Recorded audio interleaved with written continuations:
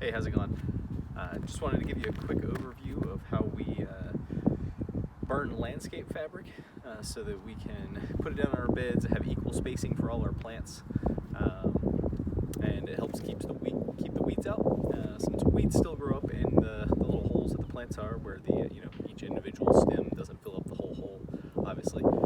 So we burn the fabric, and it works a lot better than cutting it. When you cut it, it kind of frays the ends, but we found that if you burn it with like a propane torch, I'll show you that, it leaves a nice little hole so that you can pop your seedlings in there. So I just want to give you a quick overview of that. But so you use this template here that we've made. This is just galvanized sheet steel, like for ductwork. And we've got a grid laid out on it. So this is made for a 30-inch bed, which is what we try and standardize here. It allows us to put 3-foot hoops over it if needed, to keep the plants corralled, or to put like a tunnel over it. We prefer 3-foot. Seem to work. A lot of market gardeners use that. You could do bigger, I guess you could do smaller. That's just what we've chosen. So it's got a grid here. This specifically is a 9-inch grid, so there's 9 inches between every one of these holes. If you have a different spacing for different plants, we've got other templates for other ones. We've got 12-inch, 6-inch, 8-inch, and I think we've got an 18 as well for big plants. This one is the one we use primarily. And it's the one I need right now, so that's the one I'm gonna show you. Once you've got the template, you're gonna use a propane torch like this. You could use either just the standard nozzle that the torch is always on. I imagine I've not done that before. I kind of like this one where you've got the on and off valve like normal, but then you've also got the trigger here that you can pull. And so that's the way you don't have to keep it on constantly. It seems to light a little better than the other nozzle, in my opinion. Plus, if you've got any little wind, the other one's hard to light with, like one of the striker things. So this is the preferred for burning. And then the fabric itself, this is fabric. So it's a woven fabric. This is a 6-foot roll, or 6-foot wide roll. I think it's 300 feet long. The ends of it are, they look like they're heated and pressed. That's how I would describe it. And that melts it. To cut the like long lengths of it, I'll show you that at the very end, or at least you'll see it.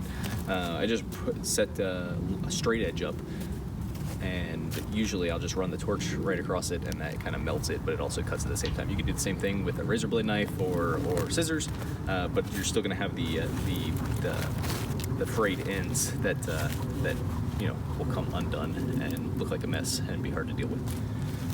So I'm going to go ahead and roll this out, and I'll show you the first few, and then I'll kind of burn the whole thing, and I'll get to the end and I'll show you how I cut it. All right, so I've started getting it rolled out here.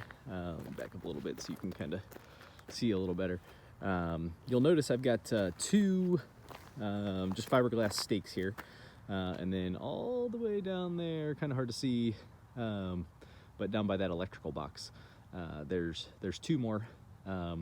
And so what those are is how I've figured the best way to do this, especially when you're doing a whole bunch of it. Instead of running your tape out every single time to measure it, you just run it out once. So this is from this post all the way to the one that is kind of the same thing all the way down there. It's 75 feet, and then there's 70 feet between this one and another one all the way down there. And so what I use that for is that gets me the 75-foot span. And in between each one of these posts, that gives me the 70-foot that I want for the bed length. So when you roll it out, it's really best to do this on a not very windy day. Those are sometimes hard to find. So sometimes you need something, bricks, kids, something to be out here to kind of help hold it down. It's not that windy today. So I've got a T-post on the end here. This end's already been trimmed from the last time I did this. And then you're just going to line up the template. You're going to line that up on here. So they run the lines. So it's 6 foot. It's a 6-foot roll. So there's each one of those is a foot between it. So I kind of use that as a guide to just pull along my template and then burn the holes in it. So I'll go ahead and I'll show you a couple of those, and then I'm going to go ahead and do the rest of them, and then I'll show you how I trim it at the end. All right, so when you're burning this, you're like I said, you're just going to pull the template along, and I use the yellow lines on this one as the guide to try and keep it at least somewhat in the row as you're going down. And then one lesson learned here is don't roll that out further than you need for the section you're doing. If you get a little bit of wind, it'll kick it up and it'll take it away, and it'll make your life miserable. So, it's just really easy. I mean, you just turn the gas on, make sure it's unlocked, right, it's working, and down there, and the hole's burned, right?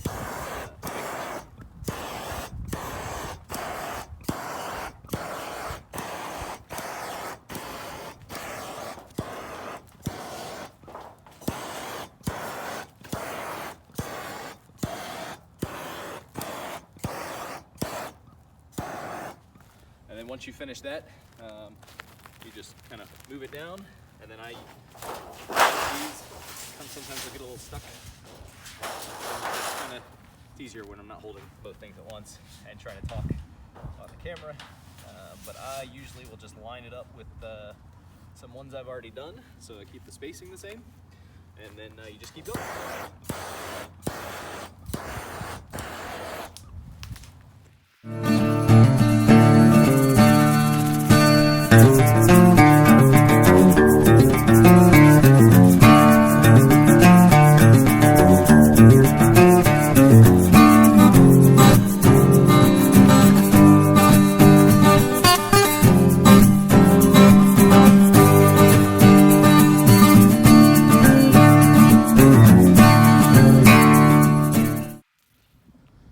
So I've got all the holes burnt, and we're down here to the very end here where we're gonna cut this. So my piece of pipe apparently is not 6 foot, but that's okay. We can just move it. So I'll show you how we do this real quick, I think. So you're just gonna put your pipe here, and then you're just gonna run your torch down along the side that you want to cut. It usually cuts pretty quick. One thing I didn't mention is the first year we did this, a year or two, I guess it's been 2 years ago, we put the plastic down first in the field.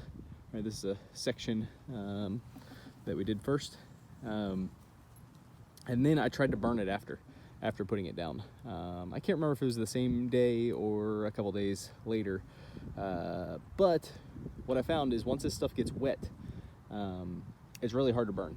I mean, it still burns, of course. You're putting propane torch to it, but it takes longer, and you don't get an even burn, right? These are pretty consistent circles, or circle-ish type lines, but you can get some burning that is a lot more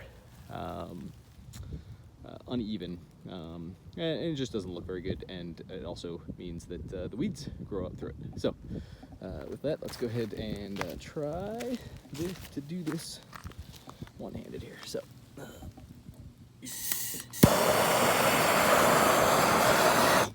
that's kind of how it goes, and I'll go ahead and finish it, because while I try and do it with the phone in my hand, it's going to be hard.